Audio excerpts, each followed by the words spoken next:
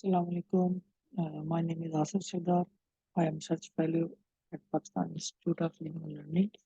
आज हम पढ़ेंगे fundamentals of health economics course के इकोनॉमेटिक्स की एप्लीकेशंस के बारे में और इसके कॉन्सेप्ट्स के बारे में कि वो किस तरह से हेल्थ इकोनॉमिक्स के लिए जो अप्लाई होता है। तो इसकी जो बेसिक इसका जो कॉन्सेप्ट्स है उसे हम देखते हैं।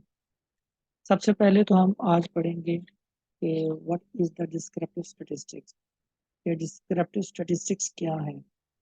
तो डिस्क्रिप्टिव स्टैटिस्टिक्स क्या होते हैं? डिस्क्रिप्टिव स्टैटिस्टिक्स बेसिकली जो है ये आपको डाटा के बेसिक फीचर्स के बारे में आइडिया देता है और ये basically charts, graph, central tendencies और डिस्पर्शन के ऊपर जो है ये जो है वो बेस करता है।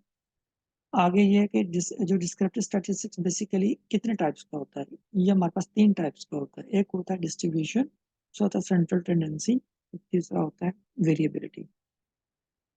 तो जो आपका जो फर्दर जो है डिस्ट्रीब्यूशन है और वो उसकी आगे फर्दर कोई टाइप नहीं होती, लेकिन जो मेजर ऑफ सेंट्रल टेंडेंसी उसके आगे फर्दर जो है आपके पास 3 टाइप्स होती हैं, जिसे कहते हैं mean, median and mod. Detail हम बाद में पढ़ेंगे। और मेजर्स ऑफ वेरिएबिलिटी के आगे फर्दर टाइप्स होती हैं जिसको हम कहते हैं range, standard deviation, variance and interquartile range. तो फ्रीक्वेंसी डिस्ट्रीब्यूशन क्या होती है, थोड़ा सा इसके बारे में मैं आपको बता दूं। A set of data that is made of the distribution of the values or scores। मुख्तलिफ डिफरेंट किस्म के स्कोर्स को मिलकर हम उनको क्या कहते हैं? Frequency distribution. और जो है इसको अगर हम एक ऑर्डर में प्रेजेंट करें तो जैसे ईयर वाइज अगर नंबर ऑफ स्टूडेंट्स है, इंट्रोल्ड हैं, इस तरह से हम किसी भी चीज़ के जो है किसी स्टूडेंट्स के नंबर ऑफ सब्जेक्ट्स में मार्क्स अगर हम उनको ईयर जो है ना उसको एक ऑर्डर में रिप्रेजेंट करते हैं टेबल या ग्राफ की फॉर्म में, तो हमें जो है वो उसको जो हमें आउटकम मिलता है वो the form of frequency distribution होता है। अच्छा, उसके बाद हमारे पास है ये what is inferential statistics. Inferential statistics क्या है? इन्फरेंशियल स्टैटिस्टिक्स कहते हैं कि वो प्रोसेस है डाटा एनालाइज करने का जिसका मकसद ये होता है कि आउटकम को अचीव किया जाए थ्रू द प्रोबेबिलिटी डिस्ट्रीब्यूशन। और इन्फरेंशियल स्टैटिस्टिक्स की जो प्रॉपर्टीज है उनको यूज करते हुए, जैसे अगर हम सैंपल की जो पॉपुलेशन जो सैंपल का जो मीन्स होता है उनके थ्रू हम पॉपुलेशन के पैरामीटर्स को एस्टिमेट करते हैं थ्रू हाइपोथेसिस टेस्टिंग और एस्टिमेशंस मॉडलिंग। तो हम उनको जो एस्टिमेट करते हैं। बेसिकली ये क्या है कि हम इसे ये कह सकते हैं कि it is the field of statistics that uses analytical tool for drawing the conclusion about population bye examining the random samples. Sample की बेस पे पॉपुलेशन पैरामीटर को जो है वो निकालना, आइडेंटिफाई करना, ठीक है, उनके आउटकम निकालना। जो मेन मकसद होता है इन्फरेंशियल स्टैटिस्टिक्स का वो होता है कि पॉपुलेशन के बारे में सैंपल के जो रिजल्ट्स हैं उनको जनरलाइज्ड करना, उनसे जो है वो हम उनको उसके एप्लीकेशंस जो है वो निकालते हैं उसके। और जो है फर्दर जो है ये है कि इसमें हमारे पास इन्फरेंशियल में इसके टाइप्स आती हैं। थोड़ा सा मैं आपको इन्फरेंशियल के बारे में थोड़ा सा बता दूं और फिर आपको डिस्क्रिप्टिव डिस्टेंस डिफरेंस आपको पता चल जाएगा। लेकिन जब इन्फरेंशियल स्टैटिस्टिक्स में आता है एस्टिमेशंस, डाटा के एस्टिमेशन, ठीक है। जैसे फर्स्ट क्या हम हाइपोथेसिस टेस्टिंग करते हैं, तो टेस्टिंग कैसे करते हैं? टेस्टिंग होती है जी test, F test, T test करते हैं। जी टेस्ट हम जनरली करते हैं उस वक्त जब हमारे पास जो एन होता है वो हमारे पास जो है वो ग्रेटर देन 30 हो तो जी टेस्ट होता है, लेसर देन 30 हो टी टेस्ट होता है। और हाइपोथेसिस टेस्टिंग के लिए हम यूज करते हैं। हाइपर टेस्टिंग होता क्या है? हाइपोथेसिस टेस्टिंग क्या होता है? हाइपोथेसिस टेस्टिंग बेसिकली इन्फरेंशियल वो स्टैटिस्टिक्स होते हैं जिनको हम अजम्पशन को टेस्ट करने के लिए यूज करते हैं और हम उनकी बेस पर जो सैंपल के डाटा को एस्टिमेट करके हम पॉपुलेशन के बारे में जो कंक्लूजन है वो ड्रॉ करते हैं। This is called hypothesis test. ठीक है। अब जी टेस्ट मैंने बताया कि जी टेस्ट क्या होता है। जी टेस्ट बेसिकली नॉर्मल डिस्ट्रीब्यूशन का जो आपको जो डाटा होता है उसको जो है वो अ, अ, उस डाटा को एस्टिमेट करने के लिए हम जी टेस्ट लगाते हैं। और जब आपका सैंपल साइज 30 से ज्यादा हो, ठीक है, 30 या 30 से ज्यादा हो तो हम जी टेस्ट लगाते हैं, 30 से कम हो तो हम टी टेस्ट लगाते हैं। ठीक। और उस वक्त आपकी जो अगर डाटा की जो डिस्ट्रीब्यूशन होती है वो टी डिस्ट्रीब्यूशन होती है उस सूरत में, टी के सूरत में। और एफ टेस्ट क्या होता है? एफ टेस्ट जो है ना उसको हम यूज करते हैं उस वक्त जब differences between the variance of the two sample size को हमने चेक करना होगा। दो सैंपल साइज में जो जो जो मीन्स के अंदर के जो डिफरेंसेस है क्या वो इक्वल है या नहीं है। उसके बाद इसमें कॉन्फिडेंस इंटरवल होता है और फिर रिग्रेशन एनालिसिस होता है। रिग्रेशन एनालिसिस बेसिकली आपको पता है कि इसके जो इन्फ्लुएंशियल में हम रिग्रेशन एनालिसिस कर सकते हैं, जो कि डिस्क्रिप्टिव में हम नहीं कर सकते। डिस्क्रिप्टिव में हमारे पास ग्राफ्स होते हैं, चार्ट्स होते हैं, डाटा विजुअलाइजेशन का अगर आजकल एक टर्म यूज किया जाता है विजुअलाइजेशन, तो वो हमारी डिस्क्रिप्टिव में आती है। और जो इम्पीरिकल हम जो काम करते हैं वो हमारा इन्फ्लुएंशियल स्टैटिस्टिक्स में। रिग्रेशन में रिग्रेशन एनालिसिस उनको हम यूज कर देते हैं to quantify how one variable will change with respect to the other variable। एक वेरिएबल दूसरे के हिसाब से कितना चेंज होता है, इसको हम कहते हैं रिग्रेशन। ठीक है। और इसके अलावा जो है जो हमारा डिस्क्रिप्टिव मैंने आपको डिटेल से मैंने बता दिया कि जो है वो इसमें हमारे पास डाटा विजुअलाइजेशन होता है, रिपोर्टिंग्स होती हैं, हम उसको मीन मीडियन मॉड के थ्रू हम डाटा को एवेल्यूएट कर रहे होते हैं। ठीक है। तो ये हमारा डिस्क्रिप्टिव स्टैटिस्टिक्स है। इन्फ्रेंशियल में हमारे पास एम्पिरिकल आता है। ठीक है। वो मैंने आपको डिटेल से मैंने आपको ऑलरेडी बता दिया है। जैसे hypothesis, C test, T test, F test, regression analysis. Regression की आगे बहुत सारी टाइप्स होती हैं, जैसे multiple regression, univariate analysis, regression analysis, univariate analysis, regression, multiple regression, generalize linear regression और क्वाड्रेटिक रिग्रेशन। रिग्रेशन में तो बहुत सारे इसके टाइप्स हैं, तो हम उसको फर्दर हम यहाँ पर डिटेल में नहीं जा रहे। तो व्हाट इज स्क्यूनेस? स्क्यूनेस क्या होता है? स्क्यूनेस बेसिकली वो मेजरमेंट है डिस्टॉर्शन की सिमेट्रिकल डिस्ट्रीब्यूशन में एक सेट ऑफ डाटा में। ठीक है। मतलब distortion of symmetrical distribution in a set of data. Skewness क्या बताता है? स्क्यूनेस बेसिकली बेल कर्व को बताता है, टेल को बताता है। हालांकि डाटा अगर नॉर्मल डिस्ट्रीब्यूशन में है उसके अंदर आउटलायर कितना है, बेसिकली आउटलायर को बताता है। मतलब ये है कि उसके अंदर मीन से वैल्यू डेविएट कितनी कर रही है, उसकी राइट टेल है लेफ्ट टेल है। अगर राइट टेल है तो जो है ना वो इसका मतलब ये है कि उसकी जो बहुत सारी वैल्यूज जो मीन से डेविएट कर रही हैं वो राइट साइड पे उसके जो है डाटा के जो है ना वो मतलब जो है ना वो वहाँ पर लाई करती है। बेसिकली जो स्क्यूनेस होता है वो degree of symmetry observe in the probability distribution जो है ना वो इसको शो करता है। ठीक है। और अगर तो डिस्ट्रीब्यूशन हमारे पास राइट है तो इसे कहते हैं पॉजिटिव स्क्यूनेस। अगर लेफ्ट है तो इसे कहते हैं नेगेटिव स्क्यूनेस। अगर राइट टेल है पॉजिटिव स्क्यूनेस, लेफ्ट टेल है तो नेगेटिव स्क्यूनेस। ठीक है। तो ये इसकी टाइप्स थी। तो फर्दर जो है स्क्यूनेस को तो हमने देख लिया। उसके बाद हमारे पास है, ये हमारे पास है जी kurtosis, the sharpness of the peak of the data. It is kurtosis if the data is flattened. So this is the issue of the kurtosis. Kurtosis क्या होता है?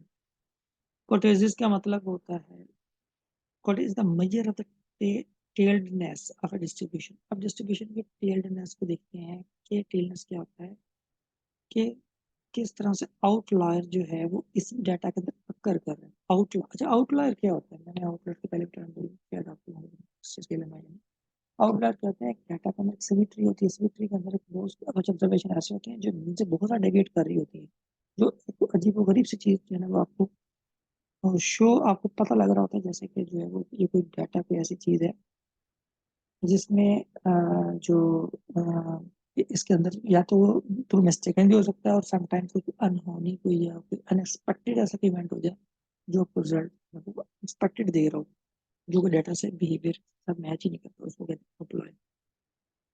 तो ये नहीं कि गलत होता है, ये ठीक भी होता है। समटाइम ऐसा कुछ ऐसा इवेंट ऐसा हो जाता है जिससे आपका रिजल्ट के अंदर वो फिगर बहुत ज़्यादा ऊपर आ रही होती है, हो सकते हैं उसके अंदर कोई वजूहत हो सकती है। अगर रिसर्चर हमें डेफिनेटली आइडेंटिफाई करनी चाहिए, अगर वो ह्यूमन एरर नहीं है तो इसमें हमारे पास ये है कि एक्सेस कर्टोसिस के tailedness after distribution related to the normal distribution. अब हमारे पास कर्टोसिस के आगे जो है वो टाइप्स हैं। Distribution with the medium kurtosis को कहते हैं mesokurtic. Distribution with low kurtosis को कहते हैं platykurtic. Distribution with high kurtosis को कहते हैं लेप्टोकॉर्टिक। तो टेल्स बेसिकली क्या होती है, ये वही मैंने बताया कि जो मीन से जितना डेविएट करती है, चाहे वो लेफ्ट या राइट कुछ भी हो सकता है, उससे जो है वो हमारा कंसर्न नहीं है। तो लेफ्ट राइट मतलब कुछ भी हो सकता है, वो एज अ रिसर्चर हमें मतलब उसके बारे में बता रहा होता है। फर्दर आपके पास है central tendencies. What is central tendency? There are three central tendencies: mean, median, and mode. These are three defined with a separate head. Mean is the average of the observation, like the sum. Mean आपको पता है, sum of the observation divided by total number of observation. Mean. Median क्या होता है? Middle value of the observation. To find the middle value, first we insert the data in descending order. It is applicable for all the odd observation and even observation, adding the middle two values. जैसी बात है कि हम इसका थोड़ा सा वो पढ़ लेते हैं, हम जो हम सेंट्रल टेंडेंसीज की। सेंट्रल टेंडेंसी बेसिकली ये होता है कि ऐसी वैल्यू जो कि हमारे पास जो है डाटा को डाटा की सेंटर वैल्यू को एक्सप्लेन करे, उसे कहते हैं मेजर ऑफ सेंट्रल टेंडेंसी। ऐसी वैल्यू जो ओवरऑल डाटा की एवरेज को शो करती है उसे कहते हैं। ठीक है, वो कुछ भी हो सकता है। अच्छा, मीन मीडियन मॉड तीनों चलो यूज होती है। कौन सी यूज करनी है डाटा के बिहेवियर पर डिपेंड करता है। अगर तो डाटा आपका सिंगुलर समूह है तो आप एवरेज लगा लें, सिंपल मीन। अगर डाटा आपका जो है उसमें आउटलायर आता है तो फिर वो मीडियन बेस्ट रहेगा, क्योंकि आउटलायर है तो मीडियन उसको कैप्चर कर लेगा।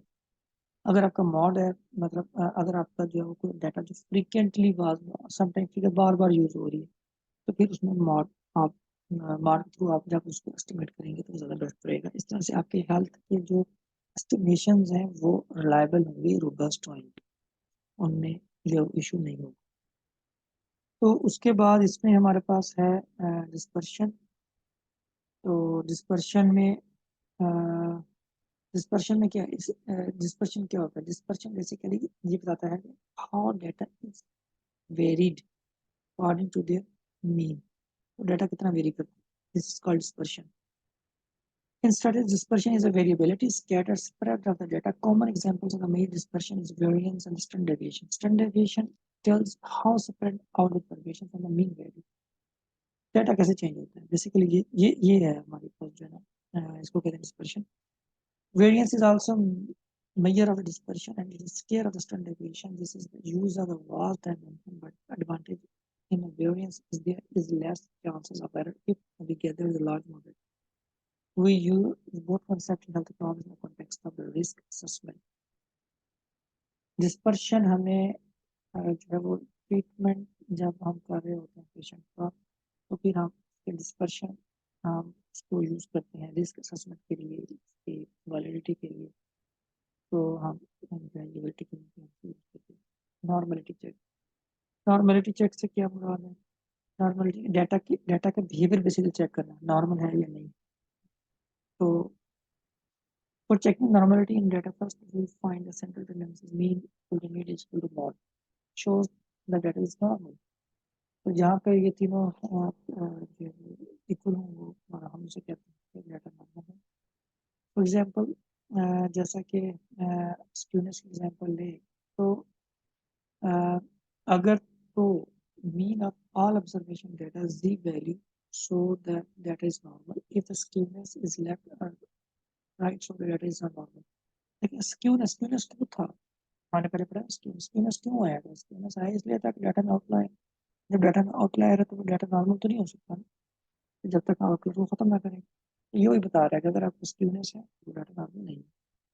Thirdly, Q2 plot data gathered with the line of the mean, so that is normal. Otherwise, the data spread on graph. That is not problem.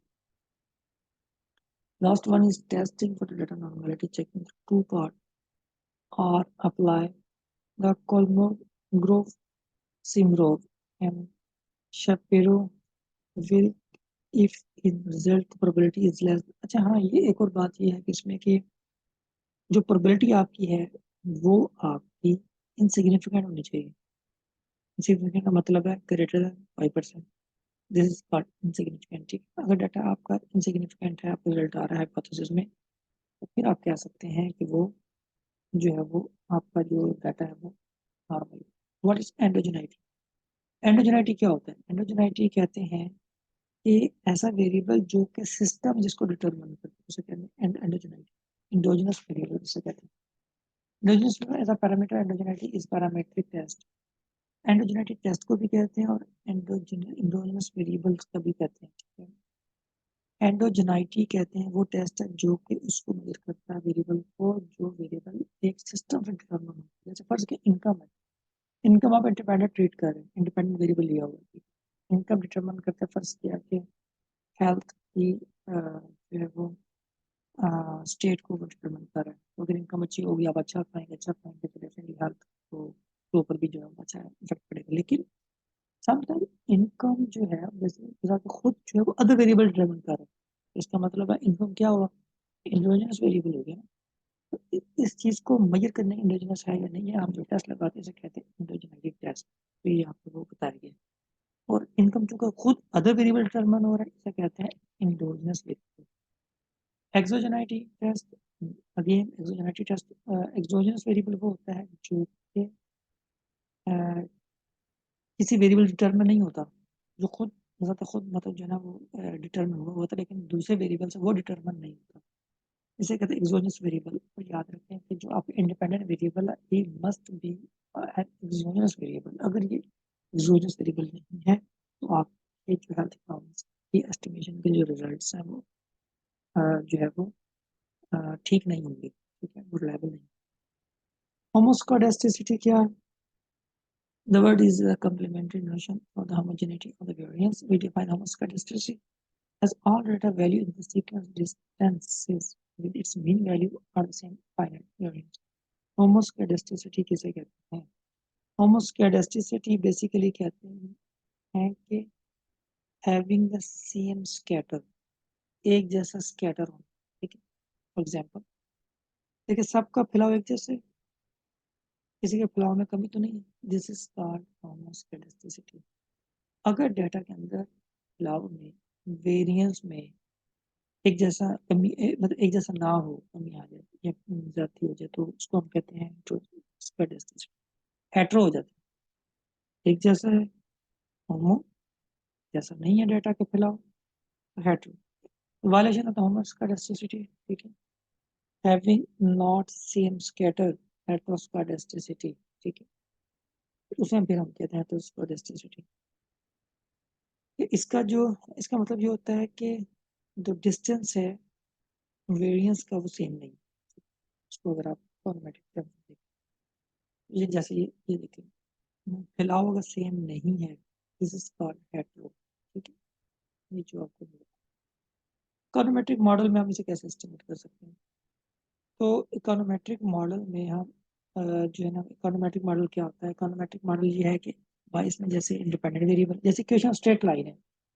Equation straight line का मतलब है linear equation. अगर हम ये समझें कि एक वेरिएबल इंडिपेंडेंट वेरिएबल को बढ़ाने से, ट्रीटमेंट बढ़ाने से एक आदमी की जो सेहत में उसके अंदर डायरेक्ट रिलेशनशिप है वो बढ़ जाता है।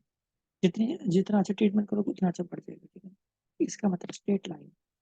लेकिन अगर ऐसा होता है कि अगर आप इंडिपेंडेंट वेरिएबल को बढ़ाते जाए, ट्रीटमेंट बढ़ाते जाते हैं, लेकिन एक हद तक उसकी हेल्थ बेहतर होती है, फिर दोबारा डिमिनिश कर जाती है, तो इसको कहते हैं ये स्ट्रेट लाइन नहीं होगा। इसका मतलब है क्वाड्रेटिक, उसके दरमियान रिलेशनशिप है। y is equal to mx plus c। y का मतलब यहाँ पे डिपेंडेंट वेरिएबल, m का मतलब इसका जो है कोफिशिएंट है, x का मतलब यहाँ पे हमारे पास है कि independent variable c is a constant. तो हम इसको कैसे लिख सकते हैं? Dependent variable D V alpha plus beta I V independent variable plus E के बराबर एरर टर्म। ठीक है, तो इंडिपेंडेंट वेरिएबल अब कोई भी हो सकते हैं। ट्रीटमेंट है, whatever, जो भी आप उसको पेशेंट को आप इसके ज़रिए कंट्रोल कर रहे हैं, ये आपके इंडिपेंडेंट वेरिएबल है।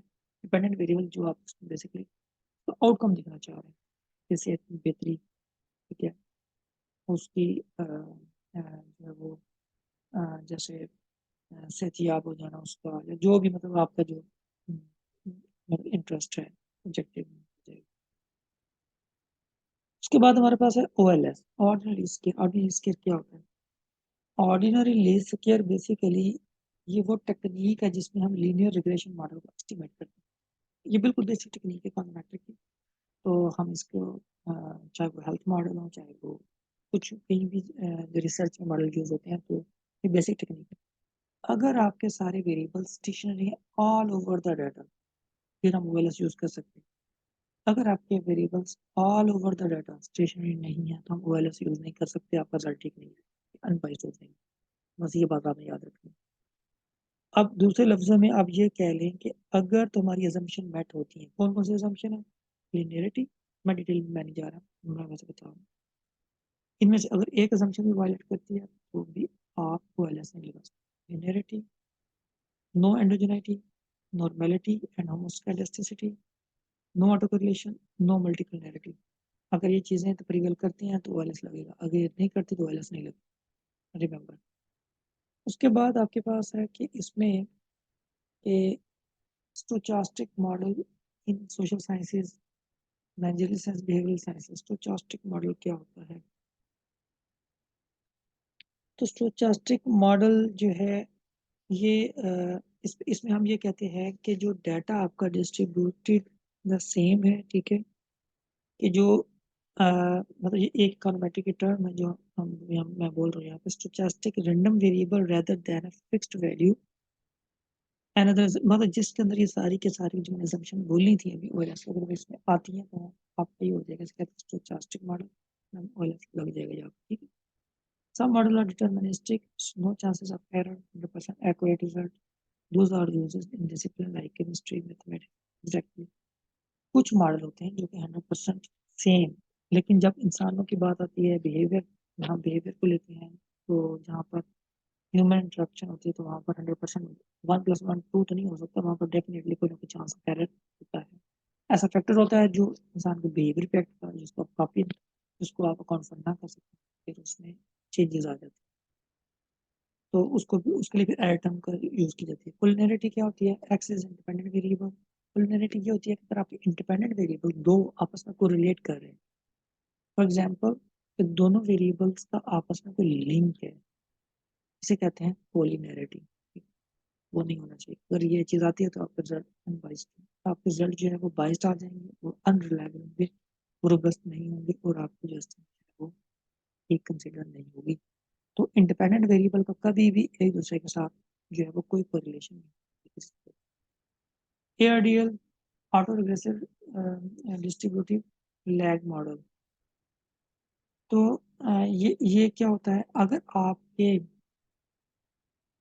जो वेरिएबल्स हैं उसमें कुछ स्टेशनरी है, कुछ नॉन स्टेशनरी। मटेरियल मैंने जा रहा वो क्या होता है, सिर्फ इतना बता रहा हूँ कि स्टेशनरी या नॉन स्टेशनरी, अगर आपका डाटा दोनों में मुश्तमिल है तो हम ARDL लगाते हैं। ARDL जो होता है ये हमारे एस्टिमेशन को इंडिकेट करता है, बताता है, ये नहीं हमारी सारे के सारे रिग्रेसर को बताता है कि उसका इम्पैक्ट क्या है, ठीक है, डिपेंडेंट वेरिएबल को। तो जितना OLS बताता है उतना सेम बताता है। बस ये अपने कब लगाना है? जब आपके पास डाटा में स्टेशनरी नॉन स्टेशनरी दोनों अवेलेबल है। उसके बाद आपके पास है इसमें logit and probit model. Logit and probit model उसको लगते हैं जब आपके पास डिपेंडेंट वेरिएबल्स जो है वो आपके पास बाइनरी की शक्ल में आ जाए, तो ये लॉजिट या प्रॉफिट लगेगा। सिंपल है, अगर वो आता है आपके पास बाइनरी के फेज में आ जाए।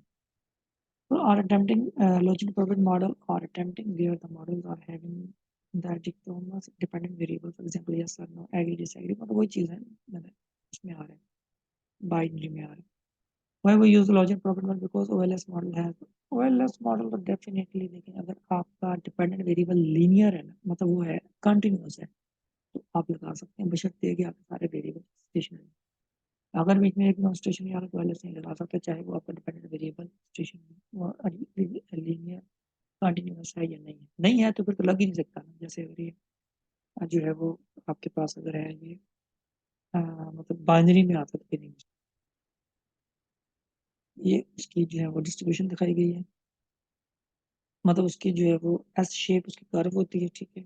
ये उसमें हम बताया गया है इसमें। ये उसकी जो है वो अब इसका आ जाते हैं उसके डिफरेंस में। तो डिफरेंस में क्या है कि difference between logit and the probit. Logit and probit के जो डिफरेंस है इसमें आता है कि both are the symmetric round of proportion 2.5 where the both logic and the probit are zero. The probit is based on the standard normal distribution, or for the logic model the error term are assumed to follow the standard logistic distribution while the probit error assumed to follow the normal distribution. Logic में logistic distribution होगी और probit में normal distribution होगी। Error terms की वजह से हम decide करना होगा, तो ये इसका जो की डिफरेंस है। आज का जो है बस इतना ही हमारा जो है इसका ओवरव्यू था लेक्चर का। इसके साथ में